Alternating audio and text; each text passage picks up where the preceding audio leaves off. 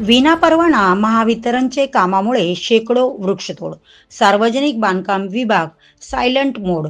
नैसर्गिक वाढलेले वृक्ष आणि विविध योजनेतून केलेली वृक्ष लागवड, त्यावर केलेला सरकारी तिजोरीतून खर्च आणि आता शासकीय खर्चातून संगोपन केलेल्या महाकाय वृक्षांची खुलेआम कत्तल होत असून, या सरकारमधील तत्कालीन मंत्री सुधीर मानगुटीवार यांनी पूर्वी शतकोटी वृक्ष लागवड संकल्पना राबवली होती आणि आता या सरकारच्या कार्यकाळात खाजगी क्षेत्र असलेले महावितरण या कंपनीच्या माध्यमातून ठेकेदार हे रस्त्याच्या दुतर्फा लावण्यात आलेली महाकाय वृक्षांची कत्तल करत असून, त्या ठिकाणी संबंधित विभागाची कोणतीही परवानगी न घेता सार्वजनिक बांधकाम विभागाच्या हद्दीत असलेल्या जागेत महावितरणचे ठेकेदार हे अतिउच्च दाब विद्युत वाहिन्यांचे लोखंडी पोल उभारून तारेला अडथळा होऊ नये म्हणून मेहुणा राजा येथील संत चोखा परिसरात असलेले आंब्याचे झाडे तोडली असून, इतर जातीची वृक्ष हे तोडण्यात येत आहे.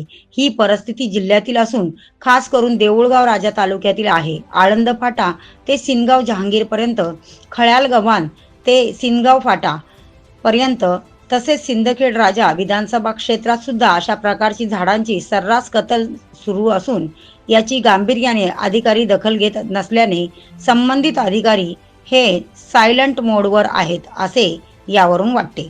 आता हे असेच चालू राहणार की यावर जरब बसणार हा येणारा काळच सांगेल. तूर्त एवढेच. Prime media 24 news, Prabhakar Monte, Buldhana.